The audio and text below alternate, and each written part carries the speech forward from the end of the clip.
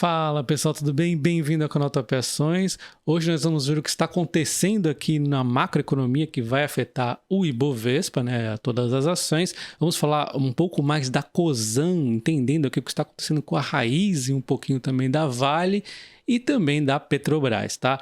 Deixa o like nesse vídeo e também se inscreva no canal, tá?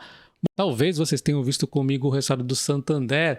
Ele foi, embora o lucro abaixo do esperado do mercado, nós vimos que exatamente o ponto da Americanas que fez esse lucro ficar abaixo do mercado. Então, no vídeo eu comentei aqui tudo sobre o Santander e acabou que não teve então queda. O mercado fez essa precificação corretamente, embora ele tenha apresentado bastante volatilidade hoje, né? O Bradesco, inclusive, está subindo. Provavelmente que o mercado vendo ali que a inadimplência não pegou tanto no Santander, que talvez isso vá se refletir no Bradesco. Mas, assim, embora parecidos, eles não são iguais, né? O mercado, às vezes, está... Enfim, vamos ver. Eu vou esperar o resultado do Bradesco para ver se realmente vai dar bom. De qualquer forma, a gente sabe que no longo prazo a gente fica tranquilo. A Itaúsa hoje também deu umas osciladinhas. E para a gente entender tudo o que tem acontecido na Bolsa de Valores, temos que observar também a macroeconomia, principalmente Estados Unidos e China, né? Então, comentando aqui nos Estados Unidos ontem, tivemos a super quarta, onde foi aí elevada a taxa de juros exatamente onde o pessoal estava esperando, aí 0,25, né? Se aumentasse 0,50 seria aí ruim, o mercado seria surpreendido negativamente. Aumentou 0,25 dentro do esperado, o mercado deu uma animadinha hoje. Podemos ver que essa taxa de juros americana chega de 4,50 a 4,75 e olha só, um patamar recorde desde 2007. Então está em níveis muito altos. A mensagem é que ainda pode aumentar mais um pouco, tá? Nos próximos anúncios aí, a depender de como vai acontecer, né? Aquela velha história, como é que está a economia americana, como é que está principalmente a inflação, como é que está aumentando. E no momento, nós temos a inflação reduzindo, chegou a um topo aqui, né? E depois começou a reduzir, agora está em 6,5, ela vai começando a ficar sob controle. Eles destacaram também, né, falando aqui da importância, impacto negativo aqui da relação da guerra Ucrânia e Rússia. Continua impactando, então a gente tem que ficar de olho sobre todo esse cenário aí, para onde vai a inflação dos Estados Unidos. Se voltar a subir, aí lascou. Ficamos mais perto aí de uma recessão severa pra caramba. Mas, desde o início de 2022, eu venho com a narrativa que eu acho que os Estados Unidos vai escapar sem uma grande recessão forte aí. Então, exatamente por isso, até nesses fundos aí que ela vai batendo eventualmente, eu vou comprando um pouquinho lá também.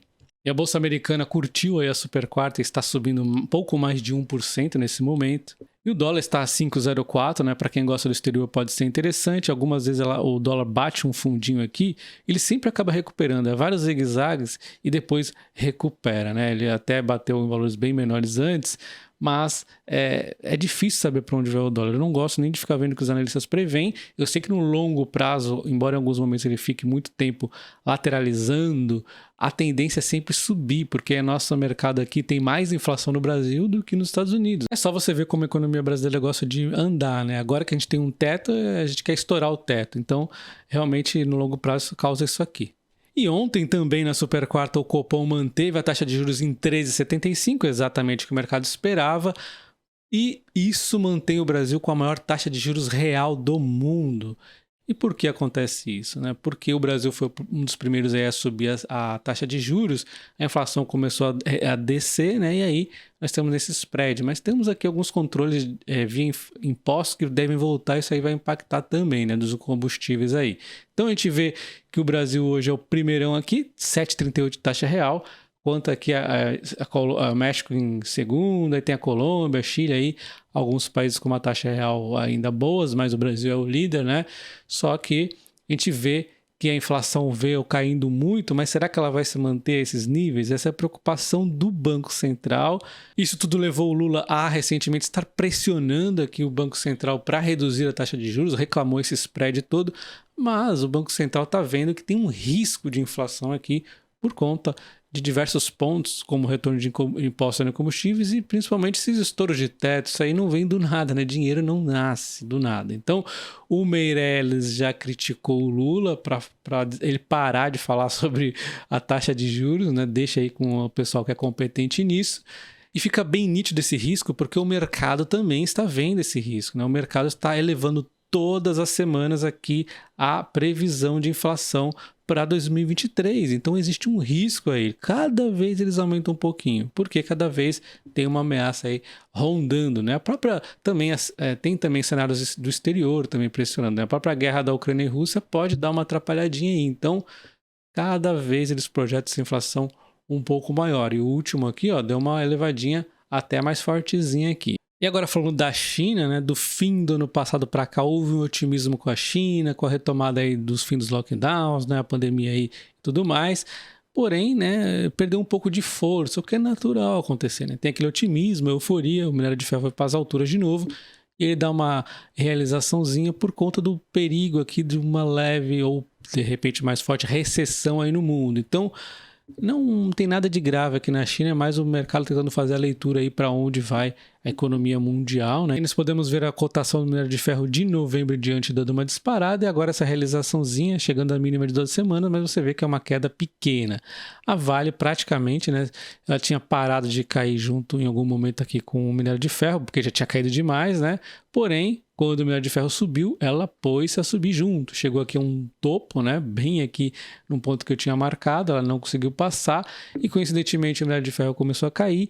Junto com a sua prévia mensal operacional, que eu já comentei no vídeo, não tem nada de acontecendo de grave com a empresa. Ela já tinha dado spoiler no Vale Day que iria ter um volume reduzido. Aconteceu essa redução de volume, não vejo nenhum problema. A empresa segue aqui investindo na segurança, na qualidade do minério de ferro que ela tem diferenciada, né? Ela continua também investindo aí no cobre, níquel para a transição energética. Então, super tranquilo no longo prazo, mas essas oscilações não tem como a empresa não acontecer, né? Então, começa a acontecer, pode ser que caia mais, vamos ficar aí atento. Então a gente observa a Cosan no último ano caindo 30,8%, ela vem cheia de zigue-zague e ela está agora num patamar interessante aqui, 16,10. Eu vendi até puts hoje para estar comprando ela na casa dos 15,40. Eu estou exigente nela nesse momento por conta de todos esses ruídos, mas é uma empresa muito boa que está num bom preço para mim.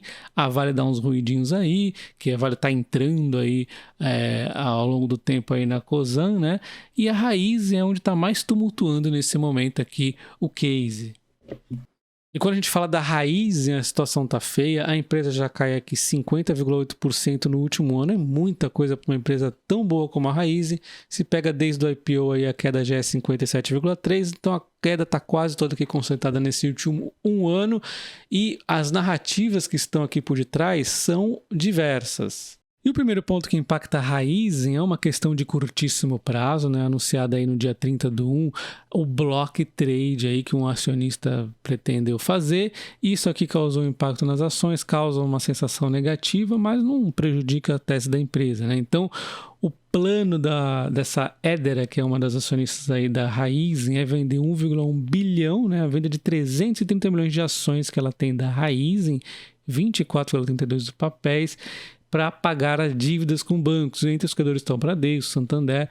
Assim, não tem nada demais nisso, é um plano da empresa, porém, topar vender a Raizen a um preço tão barato de 3,15 causa uma certa sensação negativa aí no mercado. E leva exatamente ao segundo ponto que já está aí no radar, que é exatamente tudo que envolve a Petrobras. Desde aí do imposto nos combustíveis, né? Será que vai voltar realmente? Será que não vai? A tendência é que volte. E o segundo, né, que é a questão da própria Petrobras. Será que vai ter controle de preço? Porque um controle de preços artificial na Petrobras aí nos combustíveis fósseis vai afetar diretamente as empresas de etanol, também as de açúcar, né? Mas as melhores sobrevivem, no meu entender. A gente viu a Cosan no passado, aí ela era mais açucareira, passou aí tranquilamente.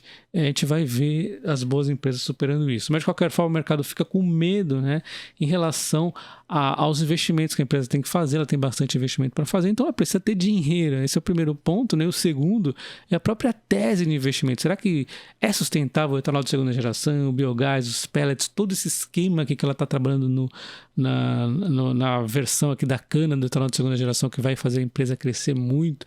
Será que é sustentável? O mercado começa a ter medo disso. Repito, eu gosto muito aqui do esquema da empresa, toda a parte energética que ela está pensando, está trabalhando no etanol de segunda geração também, só que uma coisa interligada na outra, mas ainda assim eu acredito muito nela, não vá causar grandes caos não. O mercado já está dando uma exagerada no meu entendimento. A questão dos combustíveis fósseis, as narrativas ainda são complexas, né? O Haddad disse que não tem intenção de retomar o imposto no combustível, que termina aí no fim de fevereiro. Já vimos aqui o ICMS aumentando em alguns estados. Tá uma confusão isso aqui. Existe a narrativa que apenas a gasolina vai voltar.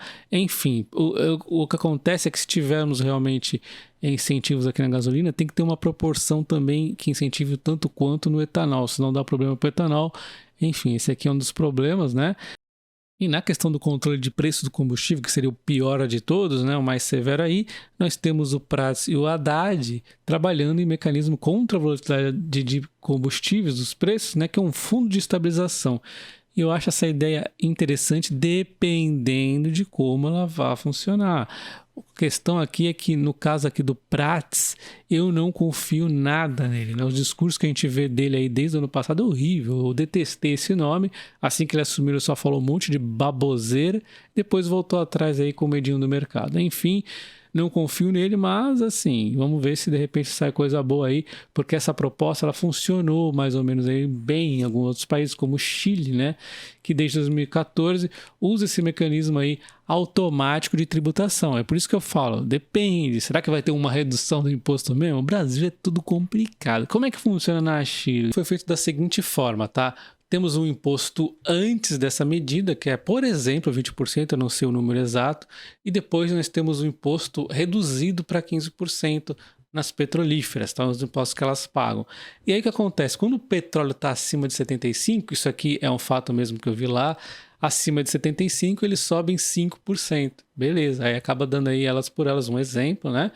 Só que quando ele sobe acima de 85, aumenta 10%. Então, elas pagam um imposto um pouquinho maior. Então é um controle aí que, dependendo de como vai o petróleo, elas pagam menos ou mais impostos, mas o que precisa acontecer é essa contrapartida de reduzir, né? O que não pode é criar um fundo que só vai taxar mais aí a Petrobras. Então é por isso que eu falo, depende.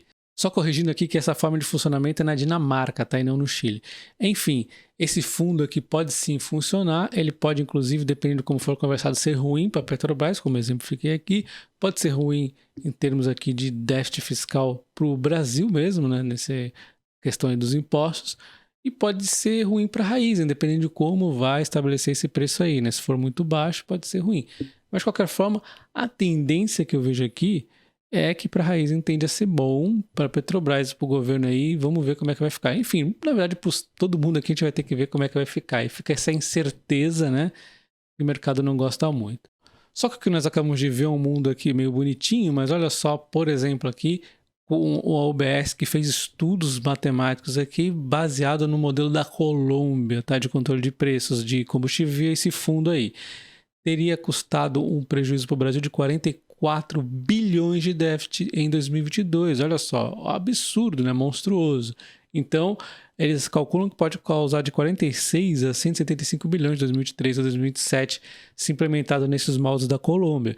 E aí eles têm que fazer também com os outros moldes lá. Será que como é que foi na Dinamarca, que eu acabei de explicar ali como é que funciona? Como é que foi no Chile? Então, assim, tendência é que isso aí não é mágica, né? Não existe mágica. Então, em resumo, o controle de preços nunca é bom, né? Mas essa seria a melhor forma de se fazer e aí alguém tem que pagar a conta. Quem vai pagar, na verdade, é o Brasil, se for via déficit, se for via rombo na Petrobras, é a Petrobras. Então, assim, é meio complexo essa questão aí, né? Deixa o like e comente o que você acha desse fundo aqui de estabilização de preço de combustível. É uma boa? Tem que ser muito bem conversado. Um abraço, até o próximo vídeo. Valeu!